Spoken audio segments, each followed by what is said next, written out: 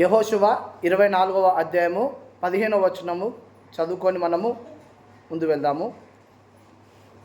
యెహోషువ 24వ అధ్యాయము 15వ వచనము. యెహోవాను సేవించుట మీ దృష్టికి కీడని తోచిన యెడల మీరు ఎవరిని సేవించెదరో, నది అద్దరిన మీ పితరులు సేవించిన దేవతలను సేవించెదరో, అమోరీల దేశమున మీరు నివసించుచున్నారే, వారి దేవతలను సేవించెదరో, నేడు మీరు కోరుకొనుడి. మీరెవరిని సేవింప కోరుకొనను, నేనును నా ఇంటి వారును యెహోవాను సేవించదమనెను. మళ్ళొక్కసారి ఎవరైనా చదవండి వచనాన్ని. యెహోవాను సేవించుట మీ దృష్టికి కీడని తోచిన యెడల మీరెవరిని సేవించెదరో, ఆ నది అద్దరిని మీ పితరులు సేవించిన దేవతలను సేవించెదరో, అమోరీల దేశమున మీరు నివసించుచున్నారే, వారి దేవతలను సేవించెదరో, నేడు మీరు కోరుకొనుడి. మీరెవరిని సేవించినను, మీరెవరిని సేవింప కోరుకొనినను, నేనును నా ఇంటి వారును యెహోవాను సేవించదమని అనెను. అంటే ఇక్కడ మనము తెలుసుకోవాల్సిన అంశం ఏంటంటే, ఈ ఇశ్రాయేలీల ప్రజల్ని ఐగుప్తు దేశంలో నుండి ఎవరు నడిపించారు? ఆ ప్రాంతం నుంచి, అంటే అక్కడి నుంచి ఎవరి ద్వారా నడిపింపబడ్డారు? మోషే ద్వారా నడిపింపబడ్డారు. మోషే ద్వారా ఈ యొక్క ఇశ్రాయేల్ ప్రజలు బయటికి నడిపింపబడిన తర్వాత అరణ్య ప్రాంతానికి వచ్చిన తర్వాత, అరణ్య ప్రాంతంలో వాళ్ళు ఎన్ని సంవత్సరాలు ఉన్నారు? 40 సంవత్సరాలు అరణ్య ప్రాంతంలో తిరిగి ఏమయ్యారు? దేవునికి వ్యతిరేకంగా జీవించి, దేవునికి అయిష్టంగా ఉండి చివరికి ఏం చేశారు? చనిపోయారు. అందులో నుంచి ఎంతమంది ఆ యొక్క కనాను పాలు తేనెలు ప్రవేశించే దేశానికి వెళ్ళిరంటే ఇద్దరు వెళ్ళిరు. ఎవరెవరు చెప్పండి? ఎవరెవరు కనాను దేశానికి వెళ్ళింది? ఎవరెవరు? కాలేబు, యెహోషువ, వీళ్ళిద్దరే. అంటే ఆ కాలంలో, అంటే ఇప్పుడు మోషేతో పాటు ఉన్న వాళ్ళలో, అంటే ఆ వ్యక్తులు, అంటే ఆ యొక్క కోవకు చెందిన వాళ్ళు, అంటే మిగతాలంతా చనిపోయారు. అంటే మోషేతో పాటు ఉన్న వాళ్ళు, యెహోషువతో ఉన్న వాళ్ళంతా ఏమంటే చనిపోయి వాళ్ళ పిల్లలు వాళ్ళు మాత్రమే ఆ యొక్క దేశంలో అడుగుపెట్టారు. మిగతా వాళ్ళు మొత్తం చనిపోయారు. ఆ అన్న వాళ్ళు ఎవరంటే కాలేబు, యెహోషువ, వీళ్ళిద్దరు మాత్రమే అందులోకి అడుగుపెట్టారు. అక్కడికి పోయిన తర్వాత కూడా ఇక మళ్ళీ వాళ్ళు దేవునికి వ్యతిరేకంగా జీవించడము, దేవునికి అయిష్టంగా పనులు చేయడము, బలులు అర్పించడము, సేమ్ మళ్ళీ యథావిధిగా ఐగుప్తు దేశంలో ఏ విధంగా అయితే చేసిరో అదే విధంగా చేసిరు. అప్పుడు ఈ యొక్క యెహోషువ గారు ఏమని చెప్పారు? ఆ పై అధ్యాయం 24వ అధ్యాయం మొత్తం మనం చదువుకుంటే మనకు క్లియర్గా అర్థమవుతుంది. ఒకసారి ఇంటికి వెళ్ళిన తర్వాత ఆ 24వ అధ్యాయాన్ని మనం ఒకసారి ధ్యానం చేసుకోండి. అందులో 15వ వచనంలో ఏమన్నారంటే, యెహోవాను సేవించడం మీ దృష్టికి కీడని తోచిన యెడల మీరెవరిని సేవించెదరో, నది అద్దరిని మీ పితరులు సేవించిన దేవతలను సేవించెదరో, అమోరీల దేశమున మీరు నివసించుచున్నారే, వారి దేవతలను సేవించెదరో, నేడు మీరు కోరుకొనుడి. మీరెవరిని సేవింప కోరుకొనినను, అంటే మీరు ఎవరిని సేవింపాలని మీరు కోరుకున్నా కానీ నేనును నా ఇంటి వారును ఎవరిని సేవించుదామన్నాడు? యెహోవాను సేవించదామని చెప్పేసి ఏం చెప్పిండు? యెహోషువ కుండ బద్దలు కొట్టినట్టు చెప్పేసిండు. మీ ఇష్టం, మీరు ఎవరినైనా పూజించండి, కానీ నేను నా కుటుంబం మాత్రము యెహోవాను మాత్రమే సేవిస్తామని చెప్పేసి అని చెప్పడం జరిగింది. అయితే ఇక్కడ యెహోషువ పలికిన మాటలు నేడు మనం పలుకుతున్నామా? ఒకసారి మనం జ్ఞాపకం చేసుకుందాం. నేడు, ఈరోజు, ఇప్పుడు యెహోవా యందు భయభక్తులు కలిగిన కొన్ని కుటుంబాలు ఉన్నాయి. ఆ కుటుంబాల గురించి తెలుసుకొని మనం ఈ యొక్క వాక్యాన్ని ఈరోజు మనము ముగించుకుందాం. మొట్టమొదటిగా దేవుని పరిశుద్ధ గ్రంథంలో కుటుంబాన్ని కట్టుకుంటూ, ఆ కుటుంబంలో అనేక మందిని చేర్చుకుంటూ, తర్వాత తనే కాకుండా తన కుటుంబం వారితో కలిసి కూడా ఏం చేసినట్టే ప్రార్థన చేయుచుండేవాడట. ఎల్లప్పుడూ ప్రార్థన చేయుచుండేవాడట. ఎవరు ఆ వ్యక్తి పేరు? దేవునికి ఎల్లప్పుడూ ప్రార్థన చేస్తున్నట్టు, యాచనలు చేస్తుంటాడు, బహుధర్మం చేస్తున్నాడట. ఎవరు ఆ వ్యక్తి? జ్ఞాపకం లేదా? కొర్నేలి. ఎవరు? కొర్నేలి. చూద్దాం అపోస్తుల కార్యంలో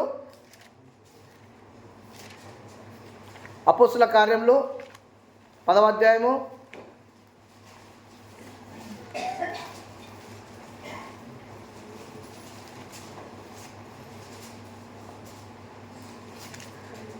10వ అధ్యాయము 2వ వచనం చూడండి. ఇటలీ పటాలం అనబడిన పటాలంలో శతాధిపతి అయిన కొర్నేలి అను ఒక భక్తిపరుడు కైసరయలో ఉండెను. అతడు తన ఇంటి వారితో కూడా దేవుని యందు భయభక్తులు గలవాడై ఉండి ప్రజలకు బహుధర్మము చేయుచు ఎల్లప్పుడూ దేవునికి, చదవండి అది మిగతా మీరే పూర్తి చేయాలి, ఎల్లప్పుడూ దేవునికి ప్రార్థన చేయుచుండువాడు. ఏం చేసేవాడంట? ఇటలీ పటాలం అనబడిన పటాలంలో శతాధిపతి. శతాధిపతి అంటే దాని అర్థం చెప్పండి. శతాధిపతి, శత అంటే ఎంత? 100 మంది సైనికులకు అధికారి అయినప్పటికీ ఆయన ఏం చేస్తుండు? భక్తి, దేవుని యందు భయభక్తులు కలిగి ఏం చేస్తున్నట్టే అతడును అతని ఇంటి వారితో కూడా ఏం చేస్తుండంటే దేవుని యందు భయభక్తులు కలిగి ప్రజలకు ధర్మం చేయుచుండేవాడంట. ఏం చేస్తుండేవాడంట? ధర్మం చేస్తుండేవాడంట. అంటే ధర్మం అంటే సహాయం చేస్తుండేవాడు. ఎవరైనా ఆపదలో వస్తున్నప్పుడు వాళ్ళని ఆదుకునేవాడు. నాకు ఇది లేదయ్యా అంటే అని చెప్పేసి నా దగ్గర లేదు అనకుండా ఖచ్చితంగా ఇచ్చేవాడు. అటువంటి బహుధర్మం చేస్తూ ఉండే వ్యక్తి అతనే కాకుండా అతని కుటుంబంతో కూడా ఏం చేసినంటే ప్రార్థన చేస్తుండేవాడంట. ఎల్లప్పుడూ ప్రార్థన చేస్తుండేవాడు. మనం ప్రార్థన ఆ విధంగా చేస్తున్నామా? ఒక్కసారి మనం పడుకుంటప్పుడు కళ్ళు మూసుకొని ప్రార్థన చేసుకొని 2 నిమిషాలు కూడా పట్టదు, 50 సెకండ్లు అంతే. దేవా ఈ సమయం నాకు ఇచ్చినందుకు వందనాలు, ఈరోజు ఉదయం నుంచి సాయంత్రం నన్ను కాపాడినందుకు వందనాలు, తర్వాత నేను పడుకుంటున్నాను, ఆ పడక చుట్టూ నీ యొక్క దూతల నుంచి ఆమెన్. ఇదే మన ప్రార్థన. కానీ ఈ వ్యక్తి అలా కాదు. ఎలా అంటే బహుధర్మం చేస్తూ ఎల్లప్పుడూ దేవునందు భయభక్తులు కలిగి ఉండి ఏం చేస్తుండంట? దేవునికి ప్రార్థన చేస్తుండేవాడంట. దేవునికి ప్రార్థన చేస్తుండే వ్యక్తి ఈ యొక్క కొర్నేలి. మనం కూడా ఆ కొర్నేలి వలె మనం కూడా మన కుటుంబ సభ్యులతోని ప్రార్థన చేసుకోవాలి. నేడు మన కుటుంబ సభ్యుల్లో ప్రార్థన ఉందో లేదో తెలియదు, కానీ ఒకవేళ లేకుంటే దయచేసి ఈరోజే ఇప్పుడు రాత్రి నుంచే మనం ఖచ్చితంగా కుటుంబ ప్రార్థన చేసుకోవాలి. కుటుంబ ప్రార్థన చేసుకోకపోవడం వలన నష్టాలు ఏమున్నాయో మనకు క్లియర్గా కళ్ళగట్టినట్టు తెలుస్తుంది. ఒకవేళ కుటుంబం ద్వారా ఉండి కుటుంబ ప్రార్థన చేసుకుంటే ఎటువంటి మేలు జరుగుతాయో ముందు మనము తెలుసుకుందాం. అయితే మొట్టమొదటిగా వ్యక్తి ఎవరంటే కొర్నేలు గురించి మనం తెలుసుకున్నాం. కొర్నేలు ఏం చేసేవాడు? భయభక్తులు కలిగి దేవుని యందు ఉంటూ తన కుటుంబంతో పాటు తను కూడా ఏం చేసేవాడు? ప్రార్థన చేసేవాడు. ఆ తర్వాత రెండో వ్యక్తి ఎవరంటే చెరసాల నాయకుడు. అపోస్తల కార్యంలో రాయబడ్డ చెరసాల నాయకుడు. అతడు ఏ విధంగా దేవుని యందు భయభక్తులు కలిగి అప్పటికప్పుడే దేవుని యందు భయభక్తులు కలిగి ఉన్నాడు. చూడండి, అపోస్తల కార్యంలో 16వ అధ్యాయము 31వ వచనం. అపోస్తల కార్యంలో 16వ అధ్యాయము 31వ వచనం కాకుండా మనం ఏం చేద్దామంటే 23వ వచనం నుంచి చదువుకుంటే మనకు క్లియర్గా అది అర్థమవుతుంది. చూడండి, వారు చాలా దెబ్బలు తిని వారిని చెరసాలలో వేసి భద్రంగా కనిపెట్టవలనని చెరసాల నాయకులకు ఆజ్ఞాపించిరి. అతడు అట్టి ఆజ్ఞను పొంది వారు లోపలి చెరసాలలోనికి త్రోసి వారి కాళ్ళకు బొండ వేసి బిగించెను. అయితే మధ్యరాత్రి వేళ పౌలు శీలయు దేవునికి ప్రార్థించుచు కీర్తనలు పాడుచుండిరి. ఖైదీలు వినుచుండిరి. అప్పుడు అకస్మాత్తుగా మహాభూకంపము కలిగెను. చెరసాల పునాదులు అదిరెను. వెంటనే తలుపులన్నీ తెరుచుకొనెను. అందరి బంధకములు ఊడెను. అంతలో చెరసాల నాయకుడు మేలుకొని చెరసాల తలుపులన్నీ తెరిచి ఉండుట చూచి ఖైదీలు పారిపోయి అనుకొని కత్తి చూసి తన్ను తాను చంపుకొనబోయెను.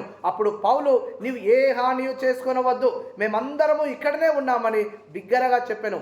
అతడు దీపము తెమ్మని చెప్పి లోపలికి వచ్చి వణుకుచు పౌలును శీలను సాగిలపడి వారిని వెలుపలికి తీసుకొని వచ్చి, అయ్యలారా, రక్షణ పొందుటకు నేనేమి చేయవలనను. అందుకు వారు, ప్రభువైన యేసునందు విశ్వాసముంచుము, అప్పుడు నీవును నీ ఇంటి వారును రక్షణ పొందుదురని చెప్పి అతనికి అతని ఇంటనున్న వారందరికీ దేవుని వాక్యము బోధించిరి.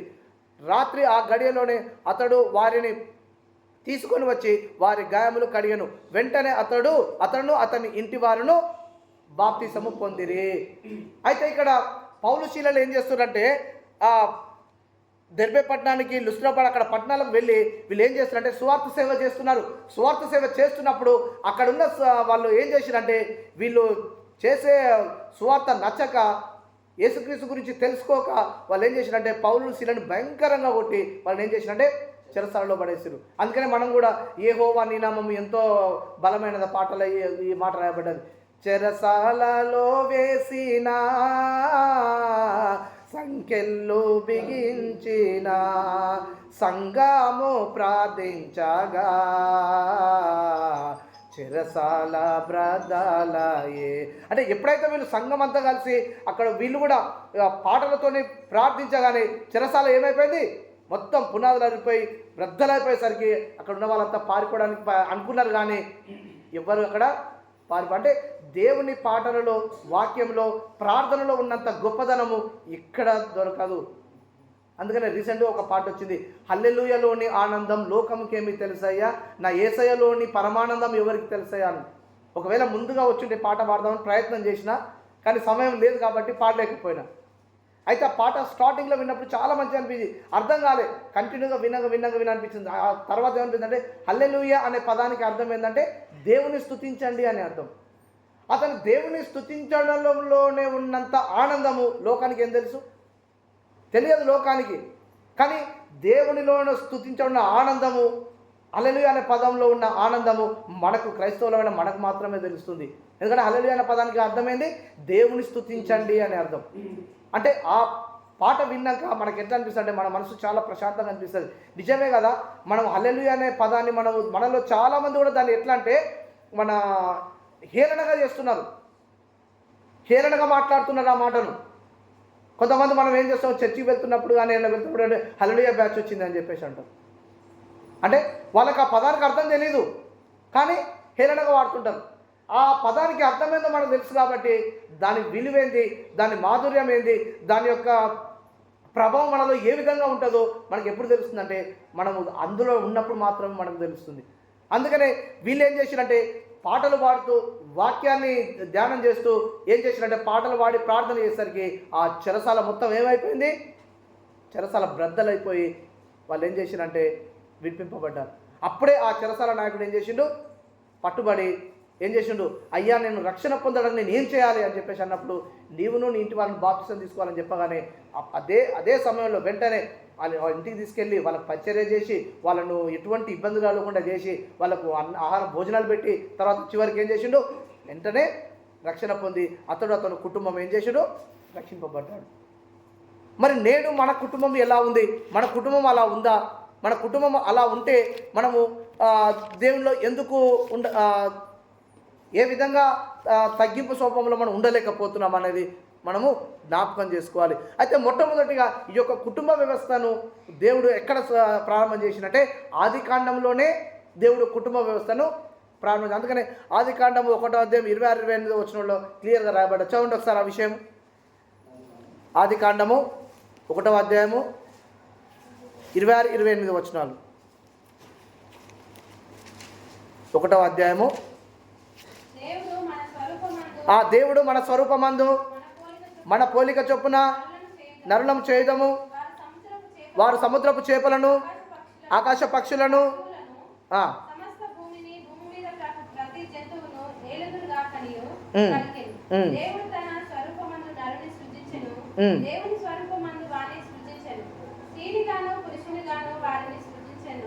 దేవుడు వారిని ఆశీర్వదించెను. ఎట్లనగా మీరు ఫలించి అభివృద్ధి పొంది విస్తరించి భూమిని నిండించి దానిని లోపరుచుకునుడి. సముద్రపు చేపలను ఆకాశ పక్షులను భూమి మీద ప్రతి జీవిని ఏలుడని దేవుడు వారితో చెప్పాను. చూడండి ఏం చెప్పింది దేవుడు, మీరు ఫలించి అభివృద్ధి పొంది విస్తరించి భూమిని నిండించండి, స్వతంత్రించుకోనండి. అంటే మొట్టమొదటిగా కుటుంబ వ్యవస్థ దేవుడు ఎక్కడంటే ఆదాము వాళ్ళ దగ్గర నుంచే స్టార్ట్ అయింది. తర్వాత వాళ్ళు అప్పటి వరకు బాగానే ఉన్నారు, దేవుడి మాట విన్నారు. చివరికి ఏమైరు, ఎప్పుడైతే సాతానుడు వచ్చి వాళ్ళను మోసపరిచిండో సాతాను మాట విని వీళ్ళు ఏం చేసిరు, ఏదైనా తోటలో నుంచి వెళ్ళగొట్టబడ్డ తర్వాత మొట్టమొదటిగా వాళ్ళకు సంతానం ఎవరెవరు కలిగిరు, కయ్యను, హేబేలు. అంటే అక్కడి నుంచి కుటుంబ వ్యవస్థ అనేది స్టార్ట్ అయింది. అంటే కుటుంబము అంటే ఇప్పుడు నేడు మన కుటుంబంలో ఏ విధంగా ఉంది, మేము చిన్నప్పుడు చదువుకున్నప్పుడు కుటుంబాలు 2 రకాల ఉండే ఉందా, సోషల్ సబ్జెక్ట్లో ఇప్పటికీ ఉండొచ్చు అనుకుంటా. చిన్న కుటుంబం అని పెద్ద కుటుంబం. చిన్న కుటుంబం వాళ్ళంటే ఎవరెవరు ఉంటారు, చిన్న కుటుంబంలో అమ్మ నాన్న అంటే తల్లి తండ్రి పిల్లలు ఉంటారు. తర్వాత పెద్ద కుటుంబంలో అమ్మమ్మ నానమ్మ తాతయ్య బాబాయిలు పెద్దనాన్నలు అందరూ కలిసి ఉంటారు. దాన్ని పెద్ద కుటుంబం అంటారు. వెస్ట్ కుటుంబం అంటే అది కూడా అంటే విడిపో చిన్న కుటుంబంలోనే నేను నా భార్య నా పిల్లలు అంతే, ఎవరు మా అమ్మ వద్దు, మా అత్త వద్దు, మా మామ వద్దు అంటే ఇటువంటి కుటుంబాలు కూడా ఉన్నాయి నేటి సమాజంలో. కానీ ఎన్ని కుటుంబాలు ఉన్నా, ఏం చేసినా, ఎట్లా ఉన్నా ఆ కుటుంబాలన్నీ దేవుని యందు భయభక్తులు కలిగి ఉన్నాయా లేవా ఒక్కసారి మనం జ్ఞాపకం చేసుకోవాలి. ఇప్పటిదాకా మనం చెప్పుకున్న 2 కుటుంబాలు కొత్త నిబంధనలు చూసుకున్నాం. ఇప్పుడు పాత నిబంధనలు ఒక 2 కుటుంబాలు చూసుకుందాం. ఆ పాత నిబంధనలు 2 కుటుంబాలు ఒక కుటుంబం ఏంటంటే యోబు. యోబుకి ఎంతమంది కుమారులు చెప్పండి? చూడండి, యోబు గ్రంథంలోకి వెళ్దాం మనం. యోబు 1వ అధ్యాయము 5వ వచనం. వారి విందు దినములు పూర్తి కాగా యోబు తన కుమారులు పాపము చేసి తమ హృదయంలో దేవుని దూషింతురేమో అని వారిని నిలవనంపించి వారిని పవిత్రపరిచి అరుణోదయమున లేచి వారిలో ఒక్కొక్కరి నిమిత్తమై దహన బలిని అర్పించుచు వచ్చెను. చూడండి, అంటే ఆ కుమారులు రోజు ఒకరింట్లా విందు చేసుకోవడం, ఒకవేళ విందు చేసుకొని కొట్లాడి ఒకవేళ ఏమన్నా దేవుని దూషించురేమో, దేవుని అనకూడని మాటలు అన్నారేమో అని చెప్పేసి ఈ యొక్క యోబు ఏం చేసేవాడంటే ప్రతిరోజు ఉదయాన్నే లేచి దేవుని సన్నిధికి వెళ్ళి ప్రార్థన చేసి ఏం చేసేవాడు వారి కోసం బలి అర్పించేవాడంట. అంటే కుటుంబం కోసము దేవుని సన్నిధిలో ప్రతిరోజు గోజాడేవారంట.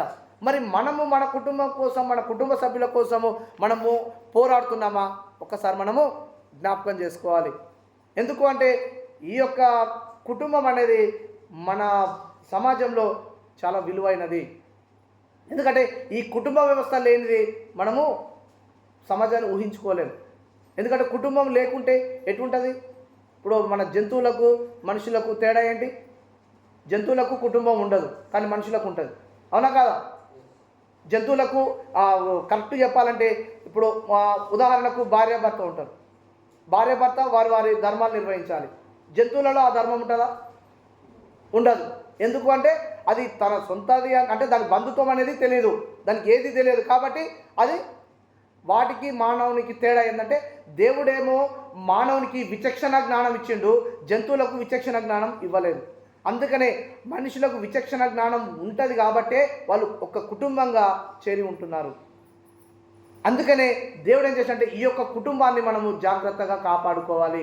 మన కుటుంబం జాగ్రత్తగా కాపాడుకుంటేనే సమాజంలో మన పిల్లలు కానీ మన కుటుంబ సభ్యులు కానీ ఎట్లా ఉంటారో తలెత్తుకొని జీవించవద్దు. ఒకవేళ మన కుటుంబం కూడా సరిగ్గా లేకుండా మన ఇష్టానుసారంగా ఉంటే ఆ కుటుంబం ఎట్లా ఉంటుంది అంటే సమాజంలో ద్వేషింపబడతాం. ఇప్పుడు మన పిల్లలు ఉన్నారు, మన పిల్లలు మంచి కరెక్ట్ దారిలో పెంచితే, అందుకని మన సామెతల గ్రంథంలో 26 వచ్చిన ఏముందంటే బాలుడు నడవలసిన వానికి నేర్పము, అంటే వాడు ఏ త్రోవ నడవాలో నేర్పాలి. ఇప్పుడే బాలుడు నడవలసిన త్రోవ వానికి నేర్పము, వాడు పెద్దవాడైనప్పుడు దాని నుండి తొలగిపోడు. అంటే వాడికి చిన్నప్పుడు ఉన్నప్పుడే దేవుని దారిలో నడిపి దేవుని మాటలు నేర్పిస్తే వాడు పెద్దగా దాకా అలా మారుతాడా?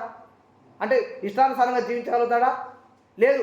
ఎప్పుడైతే మన పిల్లలు దేవుని మాటలో పెంచితే ఖచ్చితంగా వాడు ఏం చేస్తారంటే దేవుని మాట నేర్చుకుంటారు. నోరు తెరిస్తే మంచి మాటే మాట్లాడతారు. నేడు సమాజంలో మన పిల్లలకు బయట పిల్లలకు తేడా ఏంటంటే మన పిల్లలు నోరు తెరిస్తే కొన్ని గలీజ్ అంటే మన బూత్ మాటలు మాట్లాడడానికి భయపడతారు. ఎందుకంటే మనం దేవుని భక్తులు పెంచినాం. వాళ్ళు ఏం చేస్తారంటే నోరు తెరిచిందంటే బూత్ మాటలే వస్తుంటాయి. నేను ఎప్పుడన్నా వెళ్ళినప్పుడు ఎవరైనా మాట్లాడతారే బాబు నోటి నుంచి కొంచెం బూత్ మాటలు వాడదురా అని చెప్పేసి అంటారు. అయినా కానీ వాళ్ళు వినరు. ఎందుకంటే వాళ్ళు పెరిగిన విధానం ఆ విధంగా ఉంటుంది. మనం పెరిగిన కుటుంబం విధానం ఎలా ఉంటుంది? మనము దేవుని యందు భయభక్తులు కలిగిన కుటుంబంలో జన్మించి ఉన్నాం కాబట్టి మనం ఏం చేస్తున్నామంటే దేవుని యందు భయభక్తులు కలిగి ఉన్నాం కాబట్టి మనం మాట్లాడే మాట ఎలా ఉంటుంది? దేవునికి అనుకూలంగా ఉంటుంది. అయితే ఇందులో ముఖ్యంగా మనం ఏం చేయాలంటే మన కుటుంబము సంతోషంగా సుఖంగా ఉండాలంటే మొట్టమొదటిగా మన కుటుంబంలో ఏముండాలి చెప్పాలి? ఏముండాలి? కుటుంబ ప్రార్థన ఉండాలి. నాకు రిప్లై వస్తలేదు, మీరు చెప్తేనే వాక్యం వింటున్నట్టు నాకు అర్థమవుతుంది. మీరు సైలెంట్గా ఉంటే ఏదో ఆయన చెప్తే చెప్పుకుంటా పోని నేను మాత్రం నా పని నేను చేసుకుంటా, అలా కాదు. మనం ఎట్లుంటే మనం మాట్లాడేటప్పుడు ఎదుటి వ్యక్తులు విన్నారా లేదా అని తెలవాలంటే వాళ్ళని ఏం చేయాలి? ప్రశ్నించాలి. ప్రశ్నించినప్పుడు సమాధానం వస్తే వింటున్నట్లు లెక్క, సమాధానం రాలేదు అంటే వినాలంట. అందుకనే మనము ఏంటంటే మనం ఇక్కడ చేసేది ఉపన్యాస పద్ధతి కాదు. ఉపన్యాస పద్ధతి అంటే ఇక పేపర్ ముందర పెట్టుకొని ఒకటే చదువుతుంటాడు, అది ఎవరికి అర్థం కాదు. మనం చేసేది ఉపన్యాస పద్ధతి కాదు. ఇంటరాక్షన్ అంటారు దాన్ని. ఎవరేంటంటే నేను మాట్లాడుతుంటే మీరు కూడా దానికి రిప్లై ఇవ్వాలి. ఇచ్చినప్పుడు మాత్రమే మనకేంటంటే విన్న వాక్యం ఎక్కడికి పోతుంది, మన హృదయంలోనికి వెళ్తుంది. అందుకని మనం ఏంటంటే వినుట వలన విశ్వాసం కలుగును అని ఉంది. అంటే మనం ఖచ్చితంగా ఏం చేయాలి, దేవుని మాటలను వినాలి. అయితే మొట్టమొదటిగా కుటుంబంలో మన క్రైస్తవ జీవితంలో, మన క్రైస్తవుల కుటుంబాలలో మొట్టమొదటి ప్రాముఖ్యమైనది ఏంటంటే కుటుంబ ప్రార్థన. ఈ కుటుంబ ప్రార్థన లేకుంటే మనము ఏం చేయమంటే అది కుటుంబము ప్రార్థన లేని క్రైస్తవులు అసలు క్రైస్తవులే కాదంట. అర్థమైందా? కుటుంబ ప్రార్థన లేని ఇల్లు అది క్రైస్తవులే కాదు. అంటే వాళ్ళని ఏమంటారు వాళ్ళని పండుగ క్రైస్తవులు అంటారు, నామకార్థ క్రైస్తవులు అంటారు. నామకార్థ క్రైస్తవులు అంటే ఎవరు? పేరుకు మాత్రమే క్రైస్తవుని, అంతే. నాకు ప్రార్థన రాదు, వాక్యం చదవడానికే రాదు, పాటలు పాడడానికే రాదు, నేను ఏంటికి పనికి రాను. ఏంటంటే ఆదివారం చర్చికి పోతున్నావా అంటే పోతున్నా, ఆయన చెప్పించదో వింటున్నా, వస్తున్నా. అంటే నామకార్థ క్రైస్తవులు. అంటే కుటుంబ ప్రార్థన లేని ఇల్లు ఎటువంటి క్రైస్తవం ఏంటంటే నామకార్థ క్రైస్తవం లాంటిది. అందుకనే ఖచ్చితంగా ఏం చేయాలంటే మనము కుటుంబ ప్రార్థన అనేది చేసుకోవాలి. తర్వాత మనము దేవుని మందిరానికి వెళ్ళి అక్కడ దేవుని ప్రార్థించడము ఎంత ప్రాముఖ్యమో మన కుటుంబంలో కూడా కుటుంబ ప్రార్థన అనేది అంత ప్రాముఖ్యమైనది. ఎందుకంటే మనము దేవుని మందిరానికి ఎప్పుడు వెళ్తాము చెప్పండి? ఎప్పుడు వెళ్తాం దేవుని మందిరానికి? ఒక ఆదివారం తప్ప మనం ఎప్పుడైనా పోతాము? అంటే మామూలు అది అంటే అందరూ ఒకవేళ బుధవారం కూడుకునేదంటే స్త్రీల కూడిక కావచ్చు, కుటుంబ ఆరాధన కావచ్చు. అలా కాకుండా అందరము పిల్లలు, వృద్ధులు, స్త్రీలు, తర్వాత అందరూ కూడుకునేది ఎప్పుడు? ఆదివారం. అంటే ఆదివారం మందిరానికి వెళ్ళి మనము వాక్యం చదవడము, ప్రార్థన చేయడము, పాటలు పాడడం ఎంత ముఖ్యమో మనము ఇంటికి వచ్చిన తర్వాత కుటుంబంగా చేరి ప్రార్థన చేయడము, కుటుంబంలో వాక్యాన్ని చదవడం కూడా అంతే ప్రాముఖ్యమైనది. అందుకనే ఖచ్చితంగా మనం ఏం చేయాలంటే ఇంటిలో కుటుంబ ప్రార్థన అనేది మనము చేసుకోవాలి. తర్వాత మూడో అంశం ఏంటంటే ఒక భక్తుడు చెప్పిన మాట ఏంటంటే కుటుంబంతో కలిసి ప్రార్థించలేకపోతే ఆ ఇంటిలో ఏముండదంటే ఎప్పుడు గొడవలే ఉంటాయి, భార్యాభర్తల మధ్య సమాధానం ఉండదు, తండ్రికి కొడుకుల మధ్య సఖ్యత ఉండదు, అసలు కుటుంబం మొత్తం టోటల్గా డిస్టర్బ్ అయిపోతుంది. అంటే విచ్ఛిన్నం. ఇప్పుడు ఒకప్పుడు ఉమ్మడి కుటుంబాలు నేను చెప్పుకున్నాం కదా, ఆ ఉమ్మడి కుటుంబాలే ఏమైందంటే దేవునందు భయభక్తులు కలిగి ఉన్నప్పుడు ఆ కుటుంబం అంతా ఒక దగ్గర చేరుండి, ఎప్పుడైతే వీళ్ళకు పెళ్ళిళ్ళు అయ్యి ఆ తర్వాత కుటుంబంలో ప్రార్థన లేకుండా పోయిందో, ఇప్పుడు ఎందుకంటే అందరూ కుటుంబ ప్రార్థన చేసుకోవాలని ఆశపడరు. ఏం కాదు, ఆదివారం చర్చికి పోతున్నాం కదా, ప్రార్థన చేసుకోకుంటే ఏం కాదులే అని ఎప్పుడైతే అన్నారో ఆ కుటుంబాలు మొత్తం ఏదైతే చిన్న విడిపోయి ఎవరు వారే సింగిల్గా అయిపోతున్నారు. అందుకనే ఏం చెప్పిందంటే కుటుంబములో ఉన్న ప్రార్థన మనకు చాలా ముఖ్యమైనది. అంటే కలిసి ప్రార్థించకపోతే మనము కలకాలం ఎప్పుడూ కలిసి జీవించలేము అని సెలవిచ్చిన భక్తుడు. ఎందుకు అంటే ఆ కుటుంబ ప్రార్థన ప్రాముఖ్యత ఏందో ఆయనకు తెలిసింది కాబట్టి. తర్వాత ఇంకోటి ఏంటంటే కుటుంబంలో ప్రార్థన లేకపోతే ప్రతి చిన్నవాటి గొడవలే వస్తాయి. కూరలో ఉప్పు తక్కువ వేసిన వాళ్ళకి గొడవ వస్తుంది, కూరలో కారం ఎక్కువ వేసిన వాళ్ళకి వస్తుంది, అన్నం మెత్తగా అయిందని, అన్నం గింజలైందని, తర్వాత ఇంట్లో ఇది ఎందుకు దోమలేదు, ఎక్కడ బూజు అక్కడే ఉంచినావు, ఎందుకు దులపలేదు, అంటే ప్రతి చిన్న విషయానికి గొడవలే. ఎందుకు ఆ గొడవలు రావడానికి కారణం ఏంటి?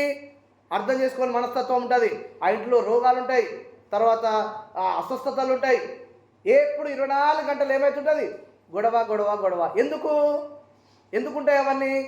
మనము దేవునికి సమయం ఇవ్వడం లేదు, మనం ఆ రోజు కుటుంబ ప్రార్థన చేసుకోలేదు కాబట్టి గొడవలు జరుగుతున్నాయి. ఒకవేళ ఏదన్నా ఓ రోజు కుటుంబ ప్రార్థన చేసుకోకుండా సమయం ఖాళీగా ఉండి వ్యర్థం చేసినావో ఆ రోజు ఏదన్నా చిన్న సమస్య మొదలవుతుంది.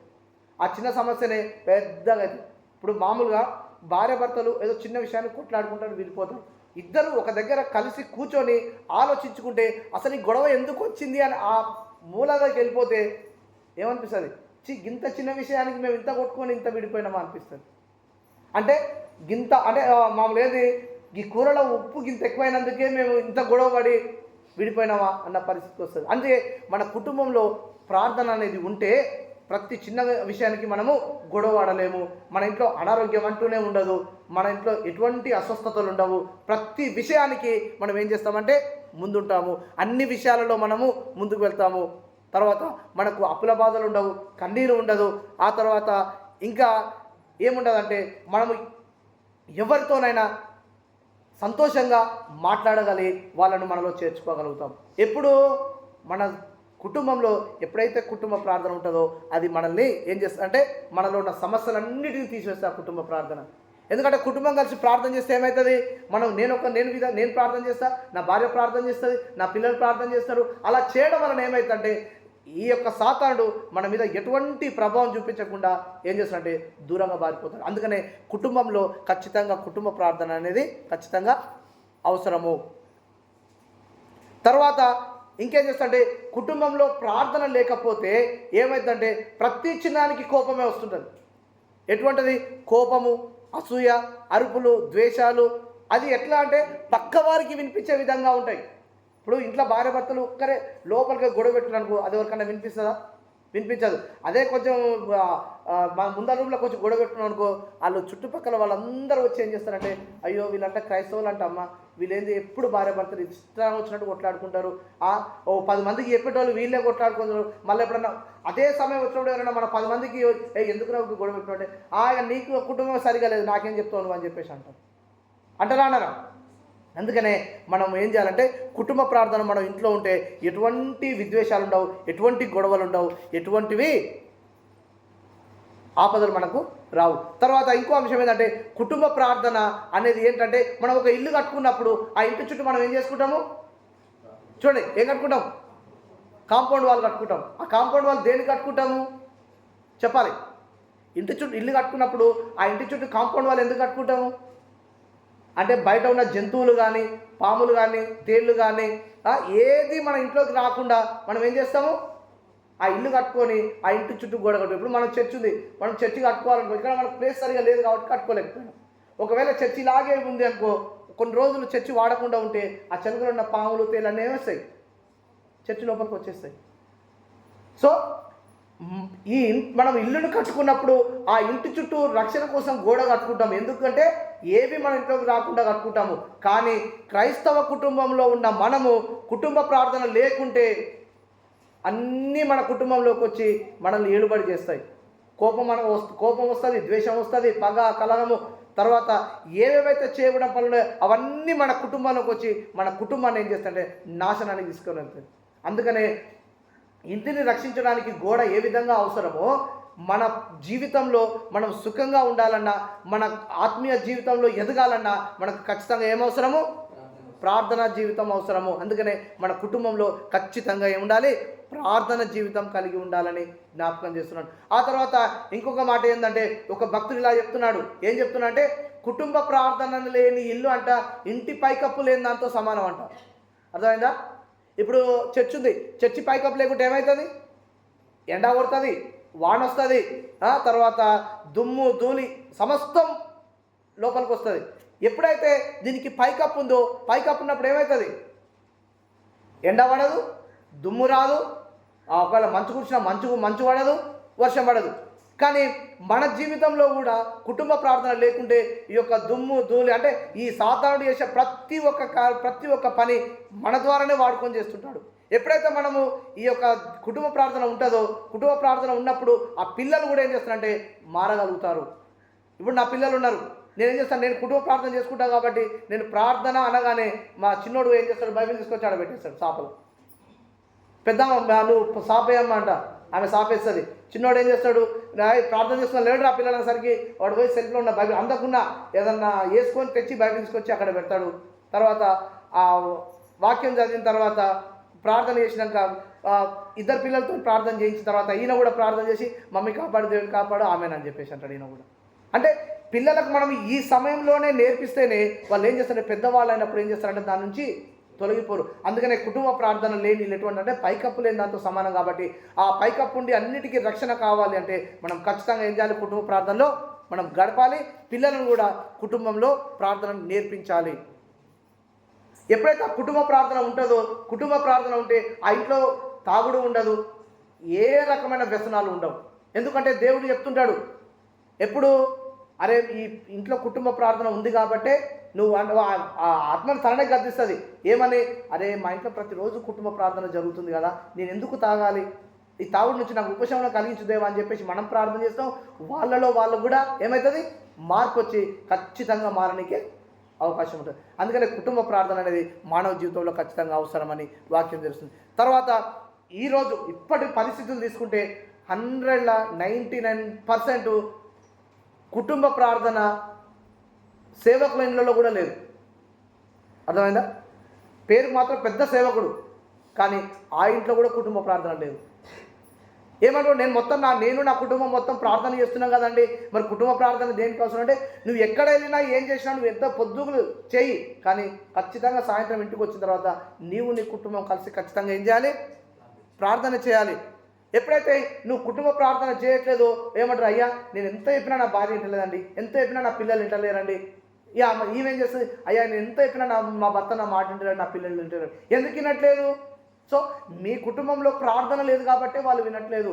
ఒకవేళ నువ్వు ప్రార్థన జీవితంతో కట్టబడితే, నువ్వు ప్రార్థన చేస్తే, నువ్వు కుటుంబంగా కలిసి జీవిస్తే, నువ్వు కుటుంబంగా కలిసి ప్రార్థన చేస్తే ఖచ్చితంగా భార్య భర్తలు ఒకే మాట మీద నిలబడతారు. పిల్లలు కూడా ఒకే మాట మీద నిలబడి తల్లుల మాట వింటూ వాళ్ళని ఏం చేస్తారు, సమాజానికి మంచి చేస్తారు. కానీ ఎప్పుడైతే మన కుటుంబ ప్రార్థన లేకుండా మన పిల్లలను సమాజంలోకి పంపుతామో వాళ్ళు అక్కడ నేర్చుకొని వస్తారు, ఇక్కడ కుటుంబాన్ని అంటే వారి కుటుంబాన్ని నాశనం చేసుకుంటారు. అందుకనే కుటుంబాల్లో మొట్టమొదటి ఏంటంటే కుటుంబ ప్రార్థన అనేది చాలా అవసరము. ఇంకోటి ఏంటంటే కుటుంబంలో ప్రార్థన లేకపోతే ఆ కుటుంబం ఎటువంటిదంటే నరకప్రాయమే అంట. నరకం మనం చూసినామా? చూడలేదు. కానీ కుటుంబంలో ప్రార్థన లేకపోతే ఈ భార్యాభర్తల మధ్యలో కొట్లాడుకున్నప్పుడు పిల్లలు చూసి ఏం చేస్తారు, మన రీసెంట్గా ఒక చిన్న వీడియో చూసిన. ఆ వీడియోలో పరమార్థం ఏంటంటే, ఒక 8-10 సంవత్సరాల బాలుడు ఉంటాడు, భార్యాభర్తలు ఇష్టానుసారంగా కొట్టుకొని భయంకరమైన మాటలు అనుకున్నప్పుడు ఈ పిల్లగాడు ఆ మాటలు వినలేక చెవులు మూసుకొని ఏడ్చి స్కూల్లోకి వెళ్ళిపోయి ఏదో ఒక డాక్టర్ గురించి మాట్లాడి డాక్టర్ దగ్గరికి పోయి అంటాడు, డాక్టర్ అంటే ఏం కావాలి బాబు నీకంటే, అయ్యా నాకు చెవులు వినబడకుండా చేస్తావా అని చెప్పేసి అన్నారంట.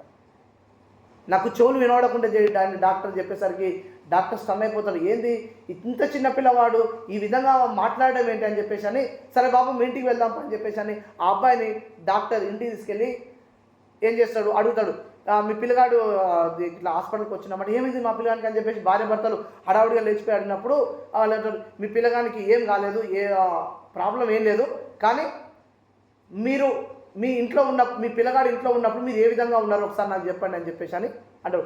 ఏం లేదండి మా పిల్లగాని కొట్టము తిట్టము ఏం చేయమని చెప్పి అంటే, ఆ విషయం కాదు, మీరు పిల్లల ముందర ఎప్పుడన్నా కొట్లాడుకున్నారా అని అడిగినప్పుడు ఫస్ట్ లేదని చెప్తాడు. తర్వాత మన ఒక విషయంలో ఏదో చిన్న అని చెప్పి అప్పుడు అంటాడు, ఆ పిల్లగాడు ఏం చేసాడు అంటే ఏమైంది అన్నప్పుడు వాళ్ళ భార్య భర్త ఇద్దరు భయంకరంగా నిన్ను చేసుకుని తప్పు చేసిన అది ఇష్టం వచ్చినట్టు మాట్లాడినప్పుడు ఈ పిల్లగాడు బయటకు వచ్చి డోర్ వేసుకొని ఏడ్చుకుంటూ చెవులల్లా చేతులు పెట్టుకొని అంటే మన హార్ట్ అటాక్ వచ్చినప్పుడు ఒక వ్యక్తి ఏ విధంగా అయితే కొట్టుకుంటాడో ఆ విధంగా పెట్టుకునేసరికి ఆ తల్లిదండ్రులకు ఆ డాక్టర్ చెప్తాడు, అమ్మ ఇది పరిస్థితి, మీరు ఇంట్లో ఉన్నప్పుడు పిల్లలను ఏ విధంగా చూసుకోవాలంటే మంచిగా చూసుకోవాలి, మీరు భార్య భర్తలు గొడవ పడకూడదు అని చెప్పేసి ఆ వీడియో వచ్చినాక అనిపించింది.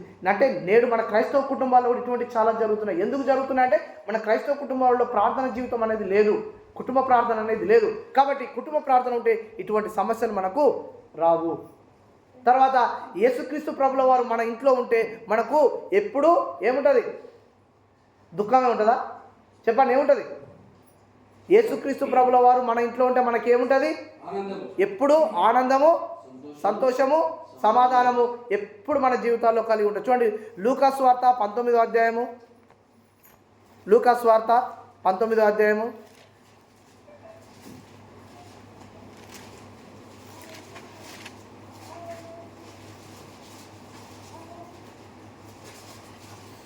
1-10 వచనాలు జ్ఞాపకం చేసుకుందాం. చదవండి. లూకాసు వార్త 19వ అధ్యాయము 1-10 వచనాలు. ఆయన సంచరిస్తూ ఎరుకో పట్టణంలో ప్రవేశించి చదవమ్మా, కంటిన్యూ చదవండి. దాని గుండా పోవచ్చుండెను.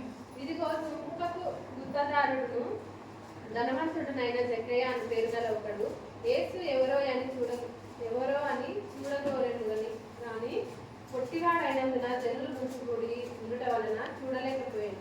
అప్పుడు యేసు ఆ త్రోవను రానయ్యుండెను గనుక అతడు ముందుగా పరిగెత్తి ఆయనను చూసుటకు ఒక వేడి చెట్టు ఎక్కాడు. యేసు ఆ చోటుకు వచ్చినప్పుడు కన్నులెత్తి చూసి, జక్కయ్య, త్వరగా దిగుము, నేడు నేను నీ ఇంట ఉండవలసి ఉన్నదని అతనితో చెప్పగా అతడు త్వరగా దిగి సంతోషంతో ఆయనను చేర్చుకుని. అందరూ అది చూసి ఈయన పాపి అయిన మనుషుని వద్ద బస చేయవల వెళ్ళినని చాలా సంగుకొన్నారు. జక్కయ్య నిలబడి, ఇదిగో ప్రభువా, నా ఆస్తిలో సగం వీధులకు ఇస్తున్నాను.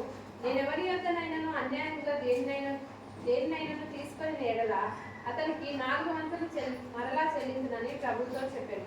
అందుకు యేసు, ఇతడును అబ్రహాం కుమారుడే, ఎందుకనగా నేడు ఈ ఇంటికి రక్షణ వచ్చి ఉన్నది. నశించిన దానిని వెదకి రక్షించుటకు మనుష్య కుమారుడు వచ్చినని అతనితో చెప్పాడు. ఇక్కడ మన ఎవరి గురించి తెలుస్తుంది? ఇక్కడ మనకి అధ్యాయంలో 19వ అధ్యాయంలో ఎక్కడ అంటే 10 వచనాలు జక్కయ్య గురించి తెలుస్తుంది. జక్కయ్య మొట్టమొదటి ఎటువంటి వాడంటే సుంకపు గుత్త, అంటే పన్ను వసూలు చేసే అధికారి. తర్వాత ఆ వ్యక్తి పాపం చేసేవాడు. తర్వాత ఇంకేం చేసేవాడు? ఎవరినైనా ఏదైనా ఇవ్వాలి లాక్కోవాలనుకుంటే భయపెట్టి లాక్కునేవాడు. అటువంటి వ్యక్తి ఏం చేసిండంటే యేసుక్రీస్తు ఎవరో చూడాలని ఆశపడ్డాడు. చూడాలని ఆశపడిన తర్వాత ఏం చేసిండు? పొట్టివాడంతా ఏం చేసిండు? మేడి చెట్టు ఎక్కిండు, పోయిండు, చూసిండు. యేసుక్రీస్తుని చూసిన తర్వాత దేవుడే ఏం చేసిండు? స్వయంగా, జక్కయ్య త్వరగా చెట్టు దిగిరా, నేను నీ ఇంట్లో ఉండవలసి ఉన్నా అన్నప్పుడు ఆ జక్కయ్య సంతోషంతో చెట్టు దిగి వచ్చి యేసుక్రీస్తుని ప్రభువుని వారిని మొట్టమొదటి ఏం చేసిండు? తన ఇంటిలో చేర్చుకున్నాడు. తర్వాత తన హృదయంలో చేర్చుకున్నాడు. ఆ తర్వాత తన హృదయంలో చేర్చుకున్నాక అతనిలో పాపం మొత్తం పోయింది. అతను ఇంకా పశ్చాత్తాపడి ఏమన్నాడు? ప్రభువా, నేను ఎవరి వద్దనైనా అన్యాయంగా తీసుకుంటే వాళ్ళకి ఎన్నింతలు చెల్లిస్తాడు? 4 అంతలు చెల్లిస్తాడు. అంటే చూడండి, యేసుక్రీస్తు ఎప్పుడైతే మన హృదయంలోనికి వస్తుందో ఆ సంతోషాన్ని పట్టలేక ఆయన ఏం చేసినంటే, నేను ఎవరి దగ్గరైనా అన్యాయంగా సొమ్ము తీసుకుంటే దానికి 4 ఇంతలు చేస్తాను, అసలు ఈ ఆస్తితో నాకు అవసరమే లేదని చెప్పేసి చివరికి తన ఆస్తినే వదులుకున్నాడు. అంటే యేసయ్య మన ఇంట్లో ఉంటే, మన కుటుంబంలో ఉంటే, మనలో ఉంటే ఎటువంటి సంతోషం కలుగుతుందంట? ఈ లోకంలో నాకు ఏది అక్కర్లేదు, నీ ఉంటే చాలు, అందుకే నీ ఉంటే నాకు చాలు యేసయ్య అన్న పాటలో చివరి వచనంలో ఈ మాట రాయబడ్డది. ఏది ఉన్నా ఏది కోల్పోయినా కానీ యేసుక్రీస్తు ఉంటే మాత్రం నాకు చాలు. అందుకనే మన అపోస్తలుడైన పౌలు గారు ఒక మాట మాట్లాడారు, ఏంటంటే బ్రతుకుట క్రీస్తే చావైన మేలే. నా దగ్గర ఉన్న సమస్తాన్ని దేనితో అన్నాడు? పెంటతో పోల్చిందంట. అందుకనే యేసుక్రీస్తు ప్రభుల వారు మన ఇంట్లో ఉంటే మనకేముండదంట? దుఃఖం ఉండదు, ఏడ్పు ఉండదు, ఎటువంటి అనారోగ్యాలు ఉండవు. ఖచ్చితంగా ఏముంటుంది? మనకు శాంతి, సమాధానము, సంతోషము ఇవన్నీ మనలో ఉంటాయి. అందుకనే నేడైనా మనం ఇప్పటివరకైనా ఏం ఇబ్బంది పడితే యేసుక్రీస్తు మన హృదయంలోనికి, మన కుటుంబంలోనికి ఆహ్వానించుకోవాలి. ఆ తర్వాత యేసుక్రీస్తు ప్రభుల వారు మన ఇంట్లో ఉంటే ఎటువంటి రోగాలు ఉండవు. అర్థమైందా? ఏముండవు? ఎటువంటి రోగాలు ఉండవు. మత్తయి సువార్త 8వ అధ్యాయము 14వ వచనం. మత్తయి సువార్త 8వ అధ్యాయము 14-15 వచనాలు.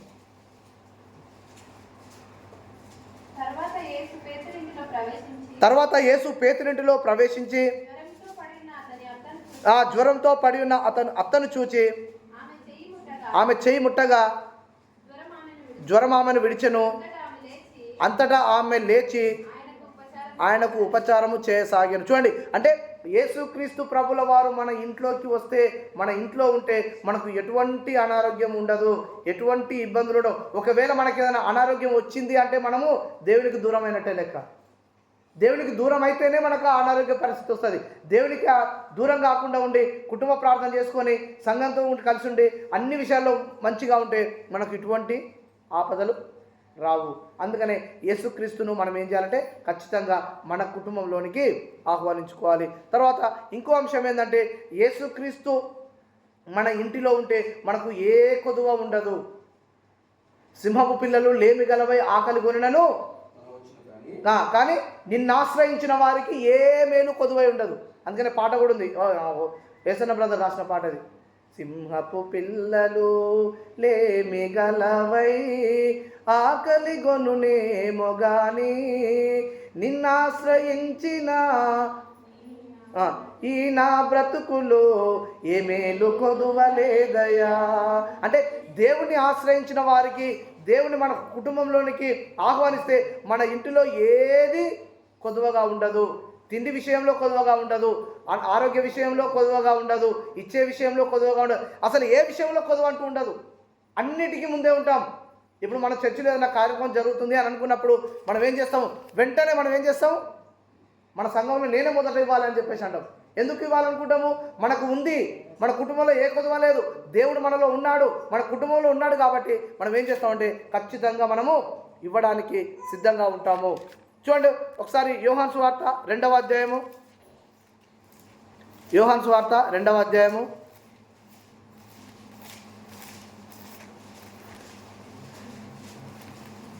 1 నుంచి 10 వచ్చిన జ్ఞాపకం చేసుకుందాము.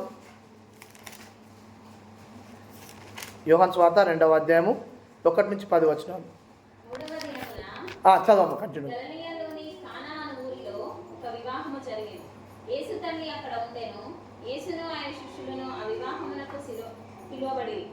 ద్రాక్షారసం అయిపోయినప్పుడు యేసు తల్లి వారికి ద్రాక్షారసము లేదని ఆయనతో చెప్పగా, యేసు ఆమెతో, అమ్మా, నాతో నీకేమి పని?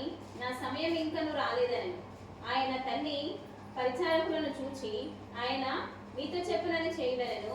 యూదుల శుద్ధీకరణాచార ప్రకారము 2-3 తూములు పట్టు 6 రాతి బాణలు అక్కడ ఉంచబడి ఉండెను. యేసు ఆ బాణలు నీళ్లతో నింపుడని వారితో చెప్పగా, వారు వాటిని అంచుల మట్టుకు నింపిరి. అప్పుడు ఆయన వారితో, మీరిప్పుడు ముంచి విందు ప్రధాని వద్దకు తీసుకొని పొండని చెప్పగా, వారు తీసుకొని పోయి ఆ ద్రాక్షరసము ఎక్కడ నుండి వచ్చెనో ఆ నీళ్లు ముంచి తీసుకొని పోయిన పరిచారకులకే తెలిసినది గాని విందు ప్రధానికి తెలియకపోయిన గనుక, ద్రాక్షరసమైన ఆ నీళ్లు రుచి చూసినప్పుడు ఆ విందు ప్రధాని పెళ్లి కుమారుని పిలిచి, ప్రతివాడును మొదట మంచి ద్రాక్షరసమును పోసి జనులు మత్తుగా ఉన్నప్పుడు జబ్బు రసము పోయిను, నీవైతే ఇది వరకును మంచి ద్రాక్షరసము ఉంచుకొని ఉన్నావని అతనితో చెప్పాను. చాలా అయితే ఇక్కడ క్లియర్గా ఏముంది రాయబడ్డది అంటే, కానా పెళ్లి విందులో అంటే దేవుడు యేసుక్రీస్తు ప్రభుల వారు మొట్టమొదటి చేసిన సూచక క్రియ.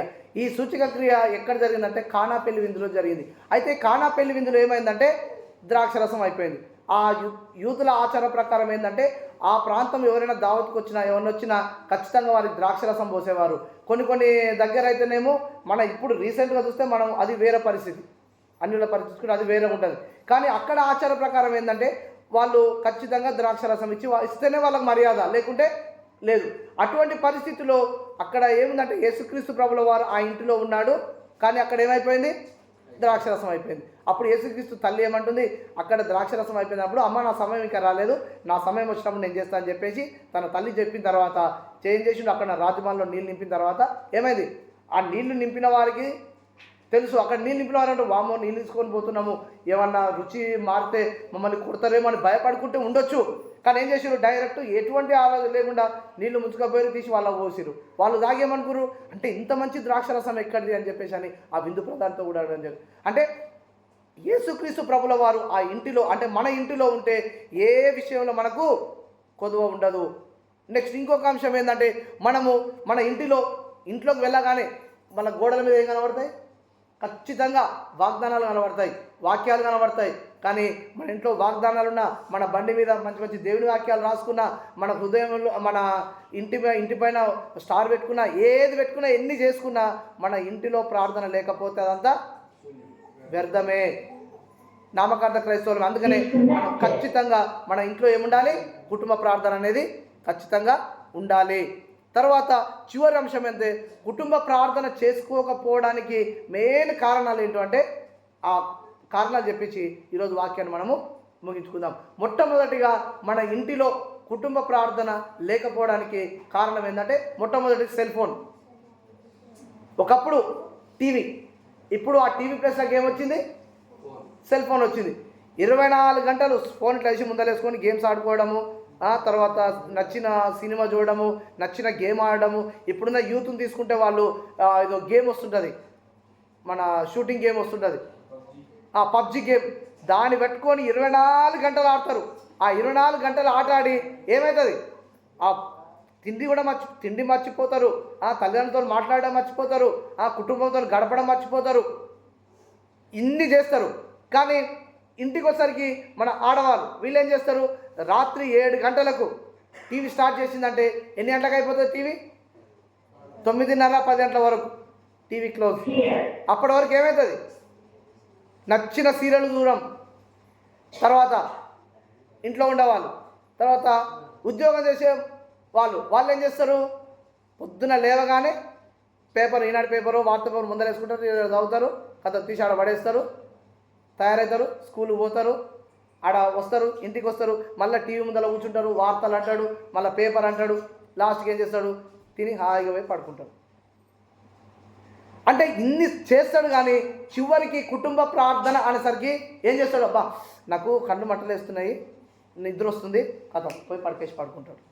ఇక ఈమె ఏం చేస్తుంది, నేను ఇంతసేపు ఆ సీరియల్ చూసినా కానీ నాకు బాగా తలకాయ నొప్పి వేస్తుంది అని చెప్పేసి ఈమె పోయి పడుకుంటుంది. పిల్లలు ఏం చేస్తారు, అరే ప్రే చేస్తున్నారు అన్నట్టే, లేదు నేను కొంచెం చదువుకునేది ఉంది, నాకు కొంచెం హోంవర్క్ ఎక్కువ ఉంది, ఆ మొబైల్లో ఉంది, ఆ మొబైల్ తీసుకొని నేను హోంవర్క్ చేసుకోవాలని చెప్పేసి ఏదో డౌన్లోడ్ చేసుకుంటే దాచుకుంటూ వెళ్ళిపోతాను. అంటే ఇవన్నీ కారణాలు, వాక్యాన్ని చదువుకోకపోవడానికి ఇవన్నీ సాతానుడు వేసే ఎత్తులు. కానీ వీటన్నిటిని జయించి కుటుంబ ప్రార్థన చేసుకుంటే ఆ కుటుంబ ప్రార్థన ఎటువంటిదంట, ఖచ్చితంగా కుటుంబంతో సహా మన సంఘాన్ని కూడా నిలబెడతాడు ఆ ప్రార్థన. ఎందుకంటే మన కుటుంబంగా కలిసి మన సంఘం గురించి ప్రార్థన చేసినప్పుడు ఆ కుటుంబ ప్రార్థన ఏంటంటే సంఘాన్ని బలపరుస్తుంది. అందుకనే అందుకని ఎప్పుడన్నా మన వాళ్ళు ఎవరైనా ప్రార్థన విన్నపాలు ఇచ్చినప్పుడు ఏమంటే మీ వ్యక్తిగత ప్రార్థనలో మరియు మీ కుటుంబ ప్రార్థనలో ఈ అంశాన్ని చేయండి అని చెప్పేసి. ఎందుకు ఏమంటారంటే కుటుంబ ప్రార్థన చాలా బలమైనది, కుటుంబ ప్రార్థనలలో ఉత్తమమైన ప్రార్థన ఎక్కడా లేదు. అందుకనే మనందరం ఏం చేయాలంటే ఇప్పటి వరకు ఏ ఇంట్లో అయితే కుటుంబ ప్రార్థన లేదో ఆ కుటుంబ ప్రార్థన ఈ రోజు నుంచే మనం ఖచ్చితంగా మొదలు పెట్టాలని జ్ఞాపకం చేస్తున్నాను. చివరిగా ఇదొక వచనం మళ్ళా చదువుకొని ముగించుకుందాము. యెహోషువ 24వ అధ్యాయము 15వ వచనము చదువుకొని ముగించుకుందాం. యెహోవాను సేవించుట మీ దృష్టికి కీడని తోచిన యెడల మీరు ఎవరిని సేవించెదరో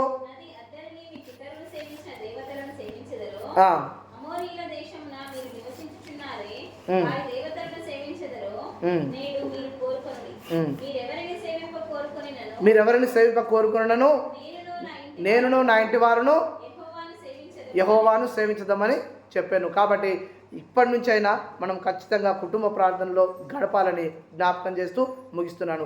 దేవుడి యొక్క మాట మనందరి వినికిలో